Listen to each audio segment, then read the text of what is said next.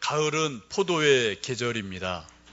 릴케라는 시인이 가을날이라는 시에서 이틀만 더 남국의 햇볕을 주시어 포도주의 단맛이 스며들게 해 주십시오 라고 시를 쓰고, 또 우리는 가을이 되면은 이 시를 한두 번은 생각을 해보고 또 포도를 먹곤 합니다.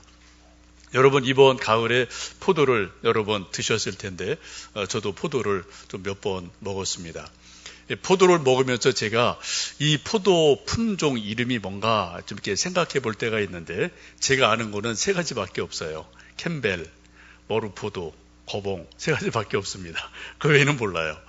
근데 같은 캠벨이라도 이게 좀 농산물에 따라 포도원에 따라 맛이 다르고, 거봉도 뭐 지역이 여기저기 있으니까 그 지역마다 맛, 크기, 뭐 향 이런 것들이 다른 것을 먹을 때마다 느껴보곤 합니다.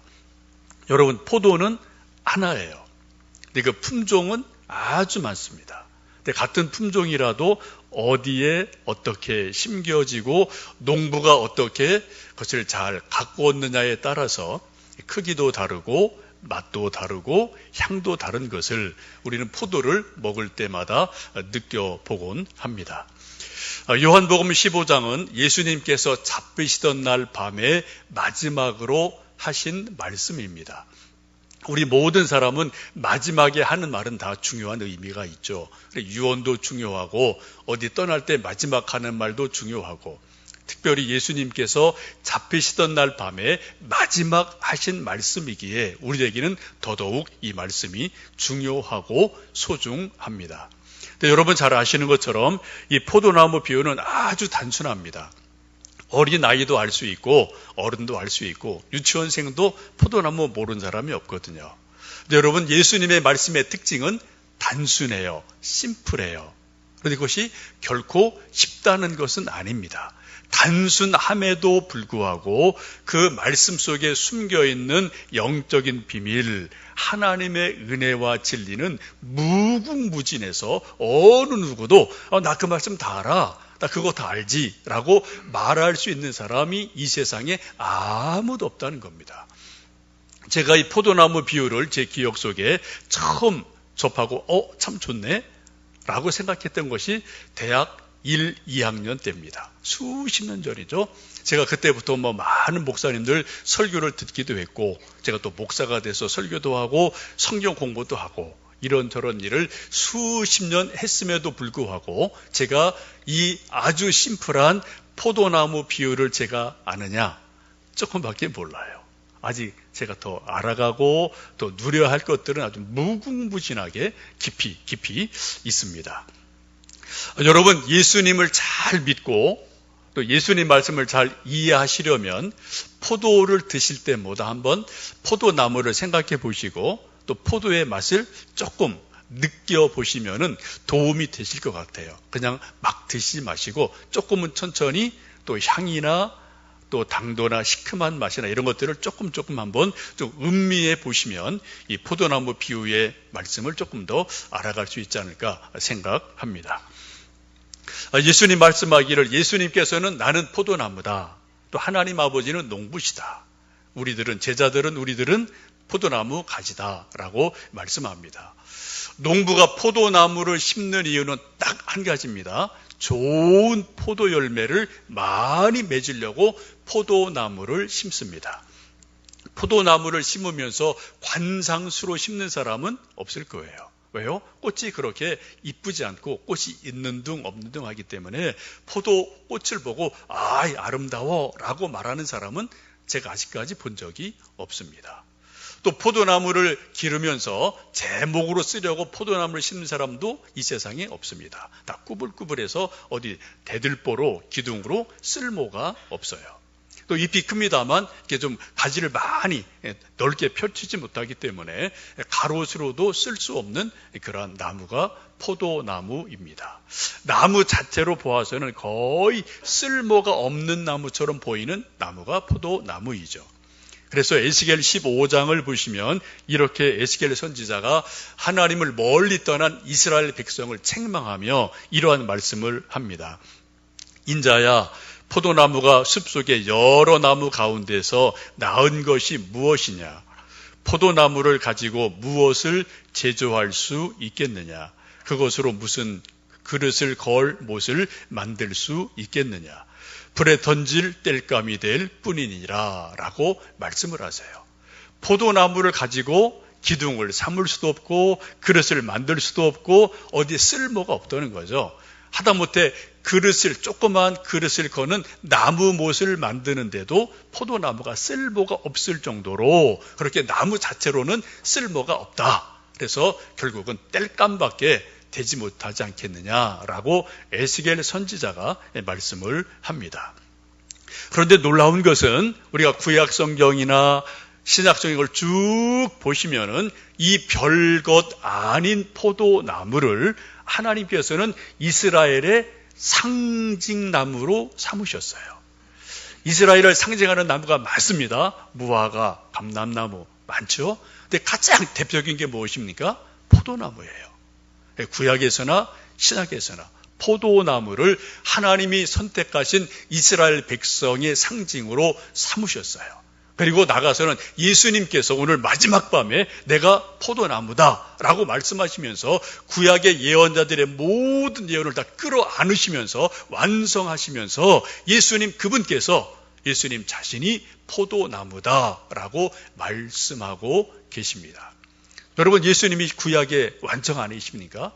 그 상징으로 말하던 이스라엘 포도나무를 예수님께서 내가 포도나무다, 너희는 가지다 라고 말씀을 하고 계십니다. 여러분, 농부인 하나님께서 포도나무를 심으시는 유일한 이유는 좋은 열매를, 그것도 많이 맺으려고 포도나무를 심게 됩니다. 포도를 많이 맺으면, 좋은 열매를 맺으면 농부가 기뻐해요. 영광을 받습니다. 지금 또 이제 가을이 돼서 논가밭에 많은 이제 추수할 것들이 있는데, 농부들이 아무리 애를 쓰고 수고를 해도 논가밭에 곡식들이 가득하고 풍년이 들면은 1년의 모든 수고가 다 사라지고 기쁨이 있거든요. 행복하거든요. 마찬가지로 농부이신 하나님께서 우리 포도나무를 심으시고 우리를 가지로 여겨주시는데, 우리 가지에서 좋은 열매, 극상품의 열매를 많이 맺으면 하나님께서 영광을 받으신다라고 말씀을 합니다. 포도나무가 열매를 맺으면 첫째는 하나님이 영광을 받으시고요. 두 번째는 포도 자체가 또 기쁨이 있는 거죠. 근데 그 포도가 어떻게 사용되어집니까? 사람들에게 좋은 기쁨을 주는 먹을거리로 사용이 되어져요. 또 포도가 나중에 또 포도주로 익어가서 세상의 수많은 사람들에게 기쁨을 주는 그런 포도주가 되어집니다. 여러분, 포도나무이신 예수님께서 이 세상에 오셔서 공생에 시작하시면서 첫 번째 베푸신 표적, 기적이 무엇이죠? 가나 혼인잔치에서 포도주가 떨어졌을 때 물을 가지고 포도주를 만드신 거예요. 포도나무이신 예수님께서 처음 베푸신 기적이 물로 포도주를 만드신 겁니다. 이게 예수님이셔요. 지금 우리에게도 우리가 포도 열매를 맺으면 우리가 포도주가 되어서 세상에서 거칠고 힘들고 낙심한 사람들에게 우리가 신령한 포도주가 되어서 그들에게 우리의 말을 통해, 기도를 통해, 우리의 미소를 통해 그들에게 포도주 한 잔을 건네주면 세상에서 씨름하는 사람들, 아파하는 사람들, 또 실망한 사람들이 우리 때문에 삶의 기쁨을 얻고 즐거움을 얻는 일들이 일어나게 될 줄로 믿습니다. 농부가 포도나무를 심는 이유는 좋은 열매를 많이 맺기 위해서요. 그것이 포도주로 담궈져서 사람들에게 기쁨을 주는 것까지 포도나무가 연결이 되어집니다. 모든 농부들이 포도나무를 심으면서 많은 열매, 좋은 열매를 맺기를 소망하는데, 그러한 아주 멋있는 일이 우리나라에서 지금 일어나고 있습니다. 사진 한 장을 좀 보여드립니다. 저 위에 있는 것 보면은 큰 포도나무가 있죠. 그리고 한 분은 그 포도원 농장 주인이고요. 한 분은 기자입니다. 찾아가서 좀 이제 사진을 찍고 이제 뭐가 이야기한 것을 신문에서 보았습니다. 저 포도나무가 자그마치 저기 달린 포도송이가 4,500송이예요. 그 밑에 있는 것은 그 나무에 달려있는 포도 한 송이 한 송이를 클로즈업해서 찍은 그러한 사진입니다. 여러분 대단하지 않습니까? 포도나무 한 그루, 한 나무에서 4,500송이 포도가 저렇게 탐스럽게 아름답게 맺혔다. 이게 가능한가? 실제라니까요. 이게 외국 이야기 아닙니다. 우리나라에서 지금 되어진 일이에요. 세계 최초의 일입니다.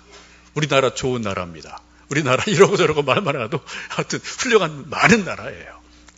기자가 묻습니다. 어떻게 한 나무에서 저렇게 엄청난 열매를 맺을 수가 있습니까?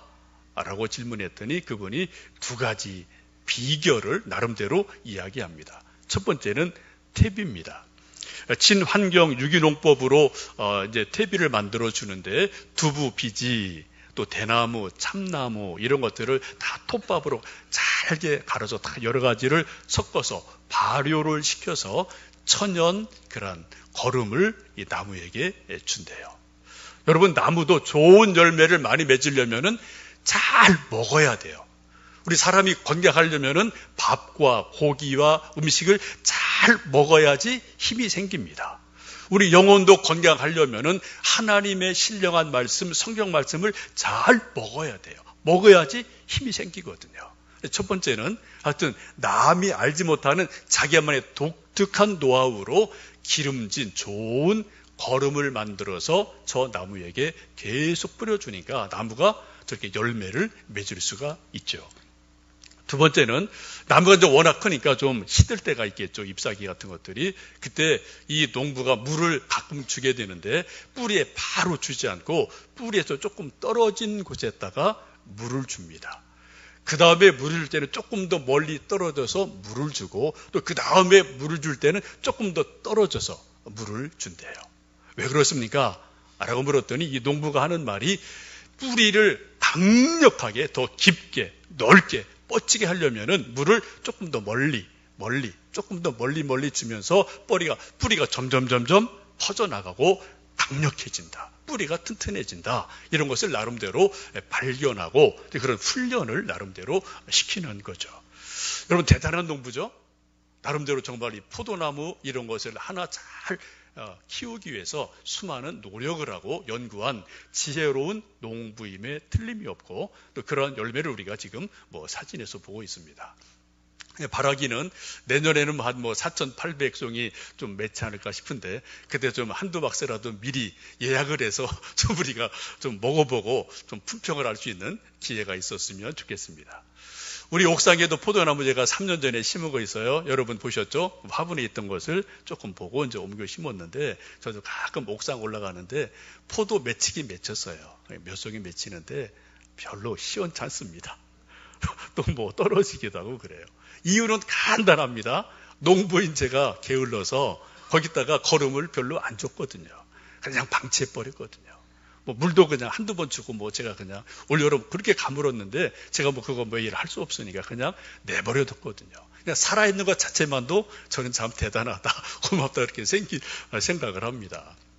내년에 조금 더 제가 관심을 갖고 좀 거름 좀 조금 더 줘야 되겠고 조금 더 관리를 하면은 조금 더 좋은 열매를 맺지 않을까 좀 생각을 해보게 됩니다. 여러분 이 농부는 포도 한 그루를 4,500송이의 포도 열매를 맺기 위해서 수많은 연구를 하고 지혜를 모았어요. 근데 오늘 예수님께서는 말씀하기를 포도나무가 열매를 잘 맺으려면 예수님에게 붙어 있어야 된다. 예수님 잘 믿어야 된다. 예수님 임재 안에 거해야 된다라고 말씀을 합니다. 이게 첫 번째예요. 두 번째는 뭡니까? 불필요한 것들은 다 잘라내라. 전지해라 라고 말씀합니다. 우리가 이것저것 다 하고 좋은 열매 맺을 수 없다고 주님은 분명히 말씀하세요.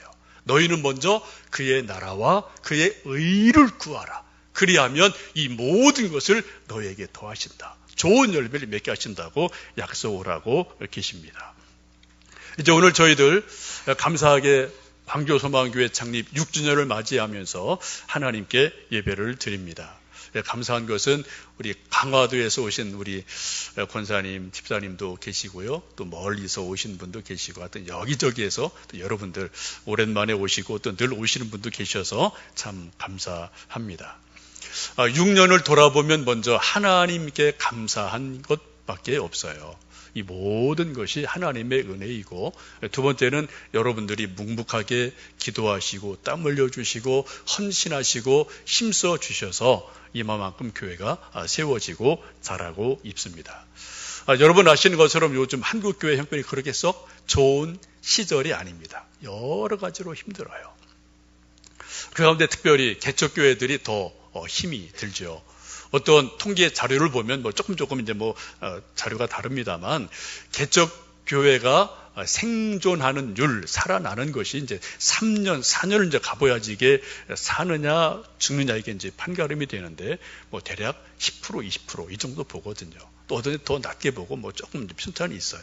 하여튼 요즘 개척교회가 쉽지 않은 시대를 우리가 다 함께 살아가고 있습니다. 그런 가운데서도 하나님의 은혜로 또 여러분들의 수고와 기도와 눈물로 우리 광교소망교회가 이마만큼 성장하고 자라가고 있는 것도 하나님의 은혜임을 생각하며 하나님께 또 여러분에게 감사를 드립니다. 6년을 돌아보며 감사한 것도 참 많지만 또 목사로서 아쉬운 것 이런 것들도 많이 있어요. 그 중에 하나가 조금 더 소그룹을 성경 공부를 제자 훈련을 조금 더 좀 잘 했더라면 좋았을 텐데 라는 아쉬움이 저 개인적으로 목사로서 아주 많습니다.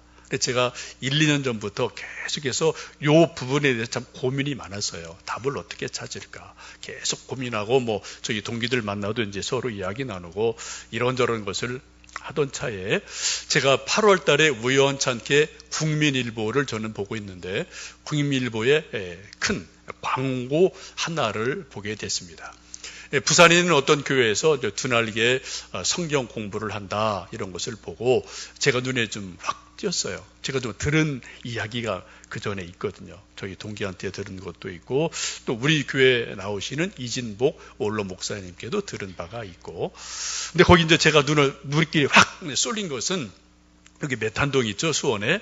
메탄동에 그것을 통해서 교회가 건강하게 잘 자라는 성공적인 모델 교회로 하하교회라는 교회 이름이 있더라고요. 메탄동이 10분이잖아요. 그래서 제가 궁금해서 좀 전화번호를 찾아서 전화를 했습니다. 목사님과 1시간 이상, 첫 만남인데 1시간 이상 통화하고 조금 이따 또 통화하고 제가 궁금한 걸 많이 물어봤어요. 그분이 여러 가지를 자기 이야기를 얘기해 주셨습니다.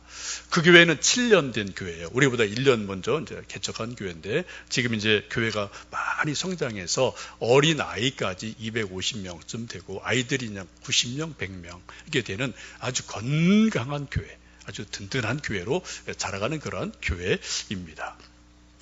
제가 이런저런 건 궁금한 거 좀 물어봤더니 이것저것 자기소개 있는 거 다 나름대로 완벽하게 완전하게 오픈해 주셔서 얘기를 해 주셔서 많은 도움이 됐고요. 그 목사님이 전화를 제가 하니까 목사님 이번 기회에 거기 꼭 가십시오. 꼭 가셔야 됩니다. 혼자 가지 마시고 사모랑 꼭 같이 가셔야 됩니다. 아주 강하게 강권을 해서 제가 9월 초에 갔습니다. 근데 9월 초면 이제 학교 개강할 때예요. 도저히 사모가 이제 스케줄이 안 되는데 제가 좀 부탁도 하고 사모도 그런 간절함이 있어서 하여튼 어떻게 어렵게 휴강 처리를 좀 어떻게 좀 만들어 놓고 일주일간 저희들이 부산에 가서 같이 말씀 듣고 공부하고 기도하고 이렇게 많은 은혜를 받았어요. 가봤더니 오신 목사님 모두 다 사모님들 다 같이 오셔서 기도하고 말씀 듣고 또 훈련받고 하는 그런 좋은 시간을 가졌습니다. 그 교회를 제가 여러 번 방문을 했고 가까운 데니까 목사님도 좀 만나서 개인적인 것도 물어보고 또 질문을 많이 했고요.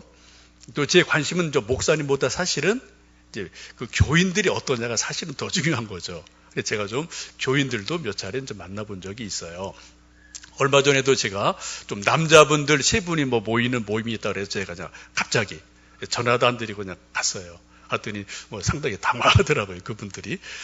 이제 가서 이제 뭐 여러 가지 이제 1시간 반 정도 이런저런 이야기 듣고 그분들 하는 거 지켜보고 또 제가 궁금한 거 물어보기도 하고 이런저런 시간을 가졌습니다. 근데 한 집사님이 그런 얘기 하시더라고요. 자기가 이 교회 오기 전에 다른 교회에서 40년간 신앙생활 했습니다. 이 교회 와서 7년 됐습니다. 나름대로 전교회도 열심히 40년 섬겼는데 40년과 7년을 바꾸라면 저는 7년이 더 소중합니다. 40년보다 7년이 더 소중합니다. 그런 고백을 하시더라고요. 한 50 후반, 중후반 되신 남자 집사님은 그런 간증을 하시더라고요. 자기 부인이 이제 자기는 늘 뭐 이렇게 밥을 먹을 때 술이 없으면은 밥을 못 먹는 사람이래요. 그 동네에서 뭐 소문난 사람이라고 하더라고요. 근데 늘 집안에서 뭐 큰 소리가 많고 하여튼 뭐 목소리가 크고 뭐 이러고 저는 다툼이 많았는데 어떻게 해서 아내 되는 분이 이제 그 교회를 가게 되고 한 2, 3년 다니더니 뭔가 사람이 아내가 바뀐 거예요. 그전같이 막 뭐 덤비고 싸우는 게 아니라 부드러워지고 겸손해지고 자기를 인정해주고 수용해진 그런 아내 변화된 모습을 보고 이게 뭐야? 라고 궁금증이 생겨서 목사님을 일부러 만나서 고맙습니다. 한번 식사 대접을 하고 근데 그게 계기가 돼서 자기가 한 3, 4년 전에 교회로 오게 됐다. 그러면서 이런 두 날개 훈련을 받으면서 자기가 너무 인생의 가치가 완전히 바뀌어져서 그전에는 술 먹고 있을 때는 교회 가는 사람들 보면 아이고 저 못난 것들 그렇게 생각을 했는데 자기가 이제 예수님 믿고 거듭나고 하나님의 은혜를 깨닫고 보니까 세상에 있던 모든 삶이 얼마나 불쌍해 보이는지 정말 자기가 인생이 새로워졌다라고 얘기를 하시더라고요. 그분이 한 30분 정도 늦게 오셨는데 이제 늦게 와서 미안하다고 말씀하시면서 자기 거기 이제 전도 대상자를 베스트라고 부르더라고요. 자기 베스트를 만나려고 수지 쪽에 풍덕천 쪽에 좀 지금 사람 만나고 오느냐고 좀 늦었습니다. 그런 얘기를 하시더라고요. 세 분이 주로 이제 얘기하고 전 주로 들었어요. 한두 가지 궁금한 거 여쭈어보고 1시간 반이 그냥 훌쩍 시간이 지나갔어요. 그분들이 하는 얘기가 술 마시지 않고 맨 정신으로 남자 세 사람이 이렇게 진지하게, 이렇게 재미있게, 이렇게 웃으면서 얘기하는 거, 이거 뭐 사람들이 이상하게 본다는 거예요. 주변 사람들이. 대부분 남자들이 술이 취해 이제 술 기분에 그좀 뭐 이 말 좀 하라고 뭐 이렇게 하지 않습니까? 근데 자기도 모르겠대요. 술 좋아하던 분이. 내가 왜 이렇게 됐는지 자기도 모르겠대요. 첫째는 그분 얘기가 하나님의 은혜입니다. 두 번째는 두 날개를 통해서 자기가 하나님 말씀을 배우고 훈련받으면서 내 인생이 내 가치관 모든 것이 근본적으로 바뀌었습니다. 정말 감사합니다. 행복합니다. 그런 이야기를 함께 나누고 돌아왔습니다. 그런 모습을 보면서 정말 이분들이 포도나무 가지로서 포도나무의 가장 좋은 극상품의 포도 열매를 맺는 삶을 살고 있구나. 그런 것을 느끼면서 참 부러움을 느꼈습니다. 우리 광교소망교회 여러분들 정말 훌륭하신 분들이에요. 그러나 제가 볼 때 우리보다 한 걸음 앞서가는 모습이 분명히 거긴 뭐 6년, 7년 그런 것을 이미 훈련하고 기도한 교회이기 때문에 우리 교회에 없는 정말 귀한 것이 그 교회에 있구나. 이런 것을 보면서 많은 도전을 받고 기도를 하게 됩니다. 하나님께서는 일꾼을 세우셔서 하나님의 일을 하십니다.